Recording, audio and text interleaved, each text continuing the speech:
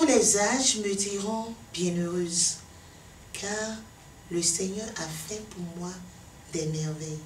Luc 1, verset 48. Bien-aimés, à nouveau, bonjour. Bienvenue dans votre émission Marie est là. Aujourd'hui, nous allons décortiquer le Magnificat de la Vierge Marie. À tout à l'heure.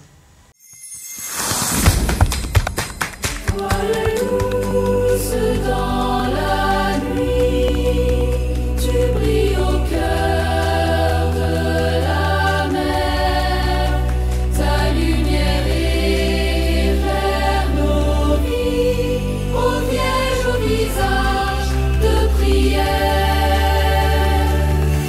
Ave Marie, Stella, qui nous part vers Jésus.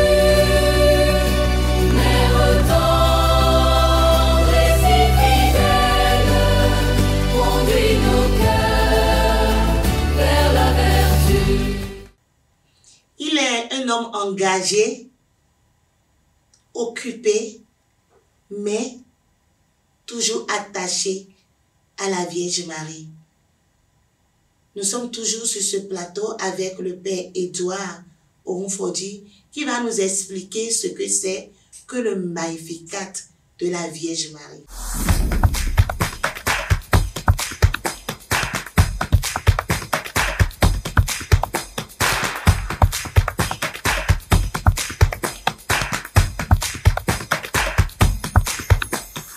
Mon Père, bonjour.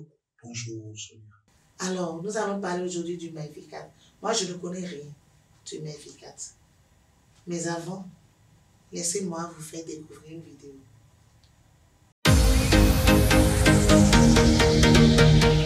Le Magnificat, je pourrais dire, je ne sais pas tellement grand-chose, mais c'est quelque chose que j'adore. Si je murmure ça, quoi. Si j'essaie de murmurer là, j'adore. Et puis ça fait beaucoup de choses. Ça fait beaucoup de merveilles. Si tu te donnes à ça, Magnificat, non. Magnificat, ça. Je sais qu'on parle de Magnificat, mais fond là, je ne maîtrise pas trop. Dans Cantique des Cantiques là, il a dit qu'elle est terrible. Terrible. Comme une armée rangée en bataille. Et ça dit aussi qu'elle a reçu le pouvoir d'écraser la tête de Satan. Donc c'est normal qu'elle soit terreur des démons. Parce que tant qu'on a déjà dit que c'est d'elle est né le Christ. Il a toute la bénédiction sur elle pour vaincre tous les démons en En obéissant à Dieu et en pratiquant, en écoutant sa parole, nous-mêmes nous faisons peur aux démons. Donc, c'est grâce à Dieu que nous faisons peur aux démons. Si je me réveille le matin et si je ne me sens pas bien, si je prends mon chapelet, c'est rosaire, je vais faire là. Si je fais rosaire là, ça veut dire que la journée est bonne. Mystère joyeux, je crois c'est où l'ange est venu l'annoncer. Je pense bien, hein? Quand l'ange est venu l'annoncer qu'elle sera la mère du Sauveur, elle s'est humiliée. Elle a dit que sa volonté soit faite. Vous avez compris que beaucoup de gens comme moi ne connaissent pas ce que c'est que le Magnificat. Le Magnificat, c'est quoi? Le Magnificat, c'est la première, le premier mot d'une phrase, d'un chant, je vais dire en latin, qui dit Magnificat anima mea dominum. Mon âme exalte le Seigneur. Ce n'est pas le titre d'un poème, c'est une proclamation. Et c'est né de l'intimité de la rencontre entre la Vierge Marie et sa cousine Élisabeth.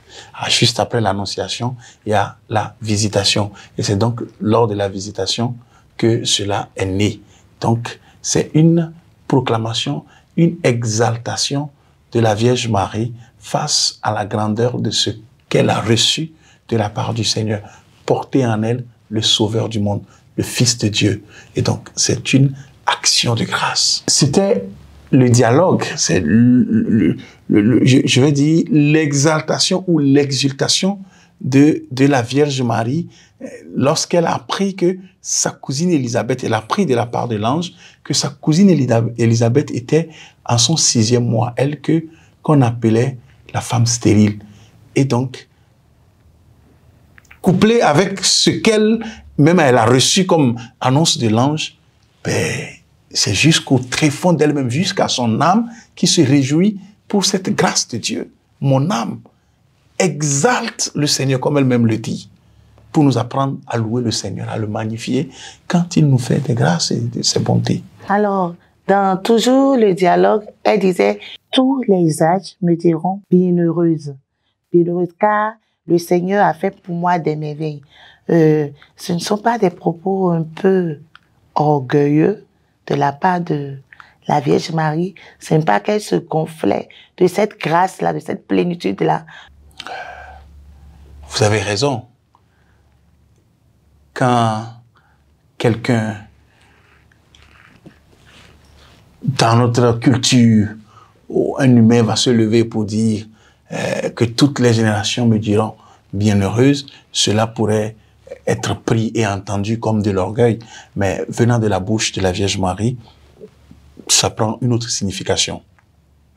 C'est d'abord, Marie reprend un cantique de l'Ancien Testament, voilà, et lui donne, je vais dire, une autre signification. Parce que ce chant de la Vierge Marie, ce n'est pas seulement elle, son chant à elle seule, sa joie à elle seule, hein, donc toutes les générations me diront bienheureuse. Elle ne dit pas que elle, parce que si on continue la phrase, comme je le dis, il a dit, le puissant fait quoi? Fit pour moi des merveilles. Donc ce qu'elle a, elle ne le tire pas, elle ne le tient pas d'elle-même. Le puissant, c'est Dieu. C'est Dieu qui est le sujet de sa joie. Et donc, les générations se réjouiront parce qu'elle porte en elle quoi? Le Sauveur. C'est pour toute l'humanité. Et donc, toute l'humanité qui sera sauvée. Ce sont des promesses que le Seigneur a faites, hein, des générations avant. Et cette promesse s'accomplit en elle. Donc, elle ne le dit pas pour s'enorgueillir, mais elle le dit parce que c'est la réalité, c'est toute l'humanité. La preuve est qu'aujourd'hui, nous nous réjouissons de ce Sauveur qui continue de nous sauver et qui nous apporte la joie dans notre vie.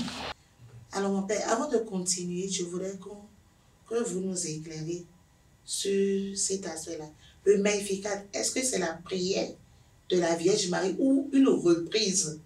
J'aimerais dire que je ne sais pas en quoi, parce que ce serait une reprise des cantiques de l'Ancien Testament, elle serait moins une prière. Le Magnificat est une prière, est une proclamation, et bien plus que cela. C'est une reprise de plusieurs cantiques de l'Ancien Testament, même pas un seul. Et j'aimerais faire référence à Léa dans le livre de la Genèse, la cousine de Rachel voilà, et Jacob en Genèse verset 29, chapitre 29, et dans le livre de Samuel également. C'est une prière sous l'inspiration de l'Esprit Saint.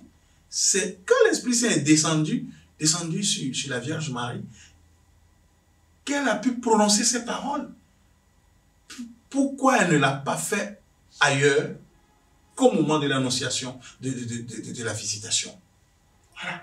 Donc, c'est une prière de la Vierge Marie qui reprend des cantiques. Et donc, c'est sous l'action de l'Esprit Saint.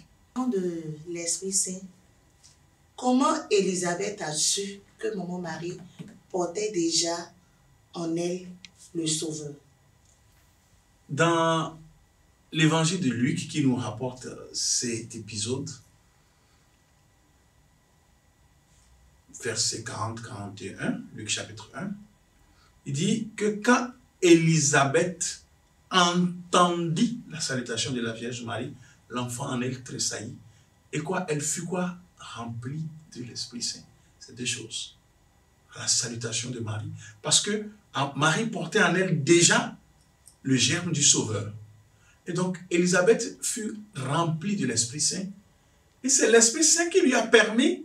Et donc, c'est un miracle.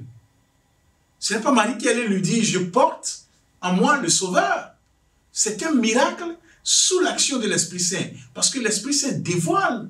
Jésus lui-même nous l'a dit à la fin, que je vais vous laisser quoi? Le consolateur, le défenseur, l'Esprit Saint qui va venir vous révéler ce que jusque-là vous n'avez pas encore compris. Donc c'est déjà les prémices du rôle de l'Esprit Saint. L'Esprit Saint dévoile. L'Esprit Saint met à jour. Et donc c'est l'Esprit Saint qui a mis à jour, je dirais c'est une prophétie.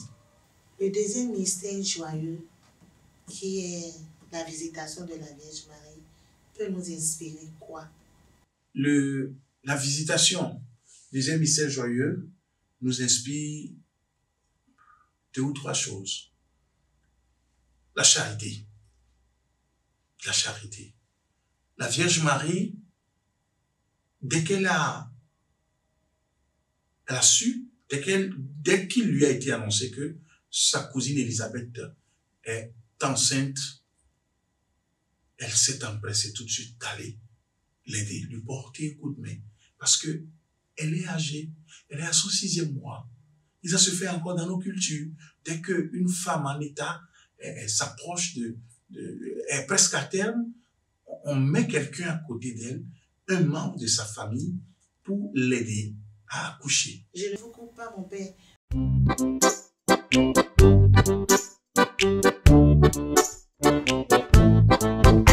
Communiqué. L'Institut universitaire d'enseignement professionnel, UEP, en agriculture écologique Saint-Jean-Eudes de Govier à Lada, informe tous les jeunes gens et jeunes filles titulaires du baccalauréat ou de EAT et désireux de se former en agriculture écologique, production végétale, maraîchage, grand champ, foresterie, fabrication d'engrais organiques, production animale, aviculture, apiculture, pisciculture, cuniculture, transformation agroalimentaire, fruits, céréales, cosmétiques, que les inscriptions pour la rentrée académique 2025-2026 sont ouvertes. La rentrée est prévue pour le lundi 17 novembre 2025.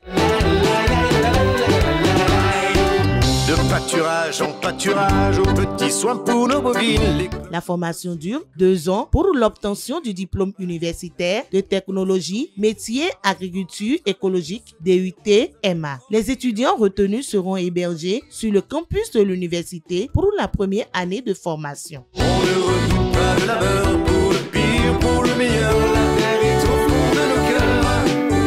Pour de plus amples informations, veuillez vous adresser au secrétariat de l'Institut ou appeler le numéro 01 66 21 19 12 ou 01 95 21 54 23 ou via WhatsApp. Si comme nous tu as la main verte, tu peux venir, la ferme est ouverte. Surtout ne te fais pas de mille, on ne va pas trier les lentilles. Ce n'était pas dans l'intention d'aller vérifier ou d'aller se montrer. Non, Marie n'était pas, mais elle apportait justement un soutien. C'est charitablement que Marie est allée vers Élisabeth, sa cousine, pour le truc. Et la deuxième chose, c'est la joie. La joie. La foi naît de la joie, et une foi qui est partagée produit de la joie.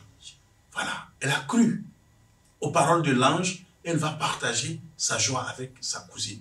Voilà, ça, c'est la deuxième chose que j'aimerais partager.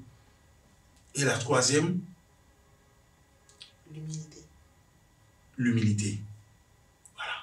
Parce que le cantique de Marie vient bouleverser les valeurs de notre monde, de notre société. Il élève les humbles. Il rabaisse les orgueilleux. L'humilité et aussi, je vais dire, la foi de la Vierge Marie et d'Élisabeth qui a cru. Nous parlons souvent de la foi de Marie, mais je voudrais qu'on regarde aussi la foi d'Élisabeth qui, même à l'âge adulte, si le Seigneur a pu lui faire la grâce de la conception, c'est parce qu'elle aussi elle a tenu. elle avait garde et confiance en Jésus, au Seigneur. Et nous savons tout ce qui est arrivé à Zacharie, son époux, son mari, dès qu'il a douté. Voilà. Donc, la foi nous sauve. Et tant que ce n'est pas encore fini, ce que Dieu les promesses de Dieu sur notre vie arriveront. Toujours des enseignements riches, mais nous n'allons pas partir sans